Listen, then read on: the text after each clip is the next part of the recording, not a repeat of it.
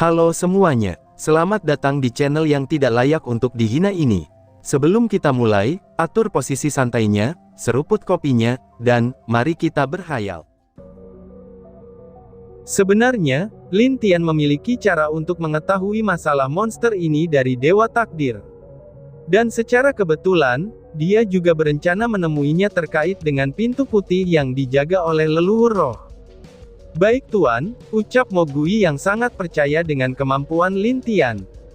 Baiklah, mari kita lihat dulu istana dan aula ini. Jika cocok, maka aku akan tinggal di sini. Tapi jika tidak cocok, maka aku akan kembali ke alam kehancuran, ucap Lin Tian yang sudah memiliki ide untuk dia lakukan setelah istana langit ini aman. Di dalam istana itu, Lin Tian dan Mo Gui terus berjalan. Bahkan mereka melewati setiap sisi halaman, dan beberapa tempat yang mereka pikir harus dilihat.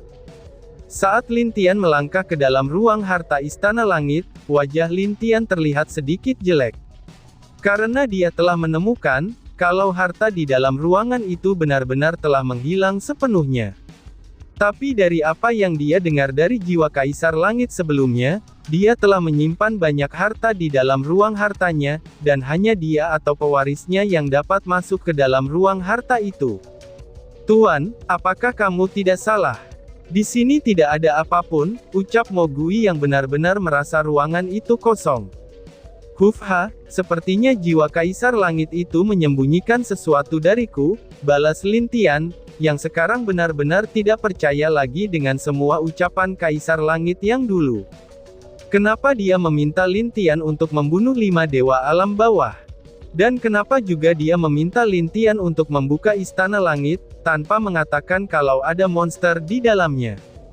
Dan yang lebih membuat Lin Tian curiga adalah, kenapa banyak dari setiap musuhnya mengatakan kalau Kaisar Langit tidak pantas duduk di tahtanya? Tuan, sebenarnya aku dulu tidak peduli dengan alam langit ini, karena apa yang aku inginkan adalah menemukanmu. Tapi ada bawahanku yang melaporkan kejadian aneh, yang pernah dia lihat waktu berada di negeri langit ini kepadaku, ucap Mo Gui. Mo Gui menceritakan apa yang bawahannya pernah lihat di istana langit, saat bawahannya itu penasaran dengan energi aneh dari dalam istana ini. Bagaimanapun juga, kebanyakan dari bawahannya adalah orang-orang yang memiliki darah setengah iblis. Jadi tentu saja, mereka sedikit lebih peka dalam menentukan energi dari makhluk lainnya. Saat itu bawahan Mo Gui melihat, itu ada beberapa orang membawa kotak seukuran kereta yang keluar dari dalam istana lewat belakang. Dan karena semakin penasaran, bawahannya pun mengikuti mereka. Tapi anehnya saat tiba di sebuah gua, semua orang yang membawa kotak itu menghilang tepat di dalam goa tersebut. Bahkan bawahannya pun tidak menemukan sedikit pun jejak dari orang-orang itu. Lalu saat bawahannya itu keluar, lalu tidak jauh dari tempat itu bawahannya mendengar teriakan.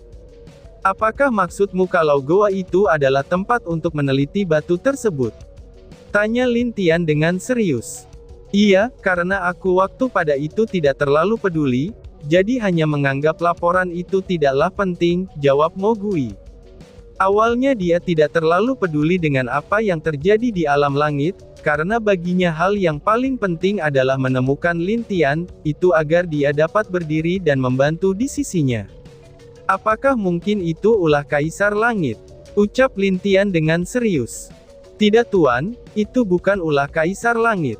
Karena waktu itu bawahanku juga menyelidiki Kaisar Langit, dan menemukan kalau Kaisar Langit saat itu tidak ada di istana.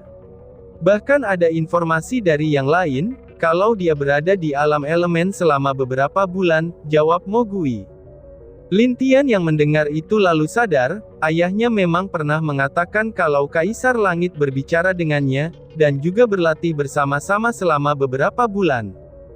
Jadi, siapa orang yang berada di balik ini semua? Pikir Lin Tian. Dan Lin Tian benar-benar merasa kerepotan dengan semua hal yang dia temukan satu persatu ini. Hufha, sebenarnya kamu berada di mana selama ini?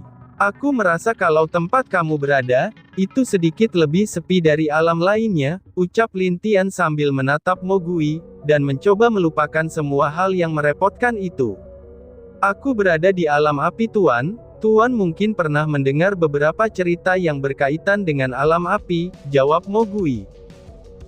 Aku pernah mendengar tentang alam api yang tidak pernah memiliki penguasa.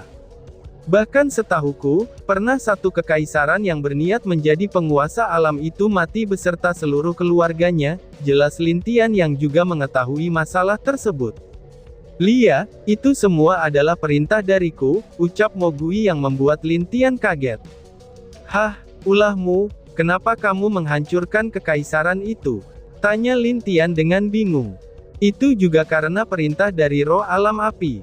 Dia tidak ingin ada yang menjadi penguasa di sana, sampai dia menemukan orang yang benar-benar cocok baginya, jawab Mogui.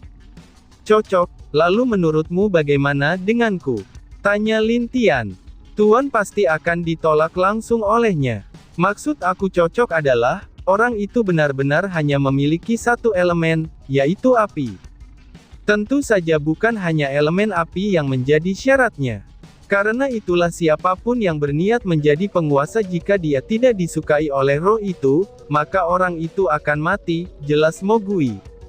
Dia juga menjelaskan apa hubungan dia dengan roh api, dan ini membuat Lin Tian mengangguk dan sedikit mengerti tujuan dari roh api.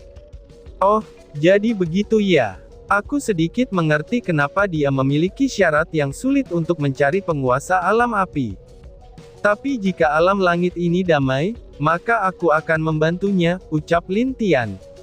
Akhirnya, Lin Tian dan Mogui kembali ke pintu istana untuk membuka lagi pintu tersebut. Karena dia tahu, kalau orang di luar istana pasti sedang mencemaskan dirinya saat ini. Tuan, ada satu hal yang ingin aku konfirmasikan darimu, apakah itu boleh? Ucap Mogui saat berjalan di belakang Lin Tian. Silakan, apa itu? Tanya Lin Tian yang menyetujui permintaan Mogui. Apakah mungkin seseorang memiliki dua kepribadian berbeda? Atau apakah mungkin ada orang yang sangat mirip, atau mungkin tidak benar-benar mirip di dunia ini tanpa sedikit pun perbedaan? Tanya Mogui dengan serius.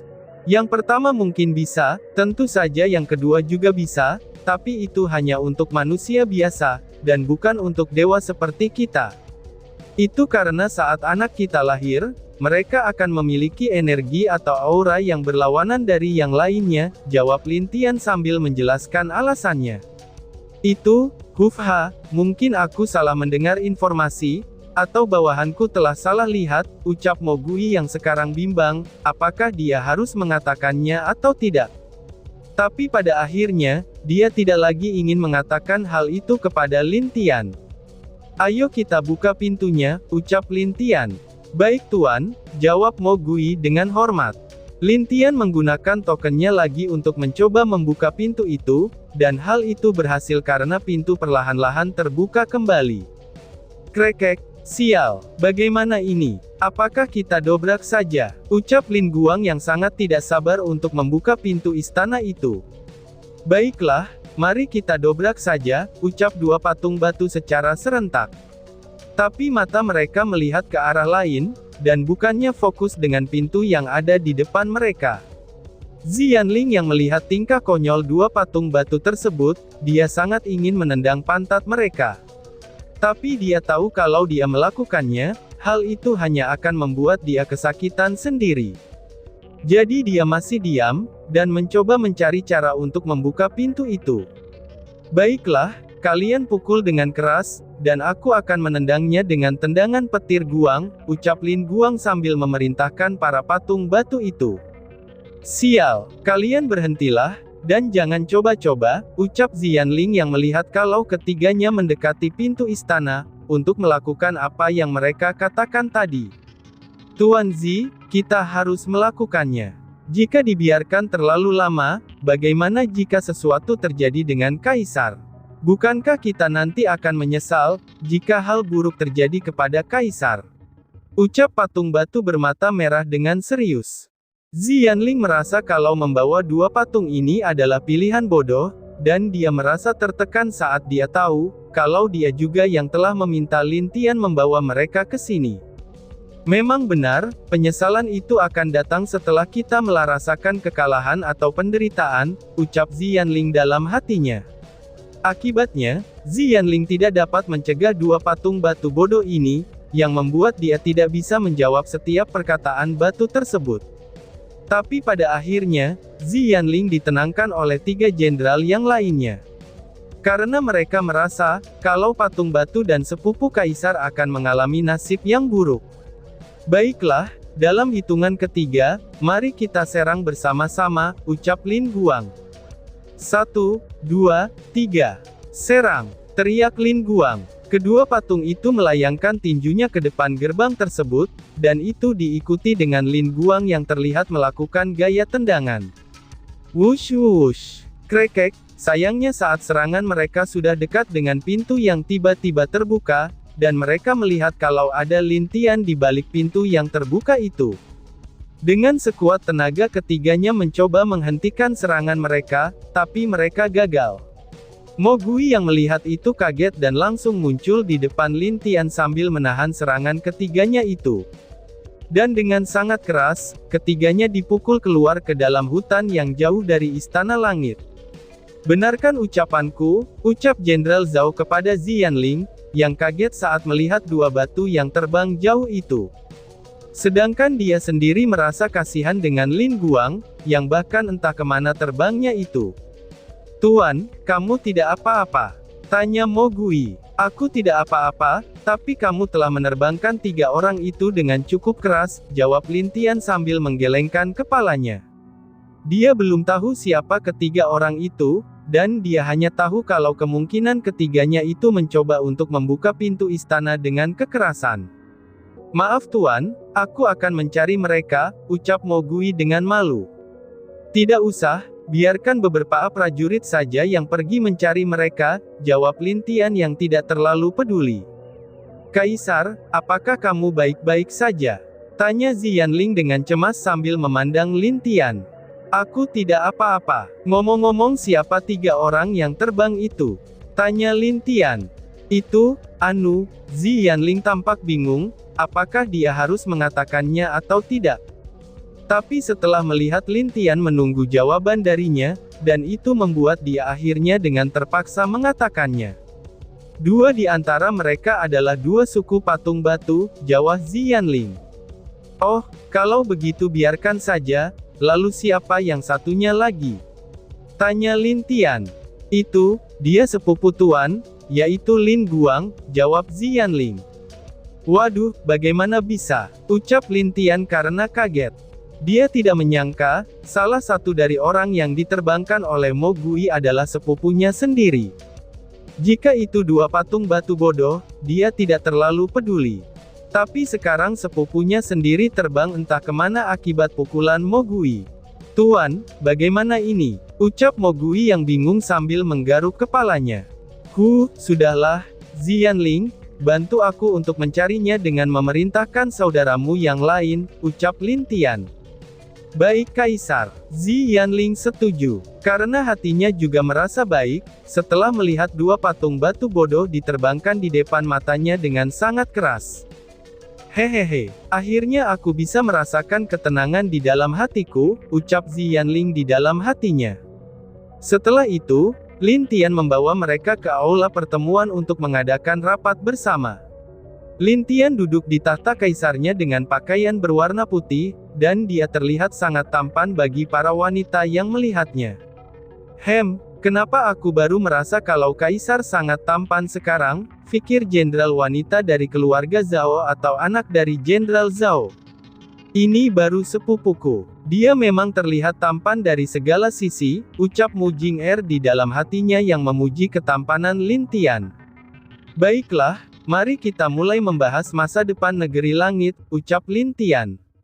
Para jenderal dan beberapa fraksi yang ada di negeri langit mengangguk setuju, dan di sana Lin Tian mulai merencanakan agar memanggil seluruh penguasa alam yang ada, agar mereka juga datang ke negeri langit.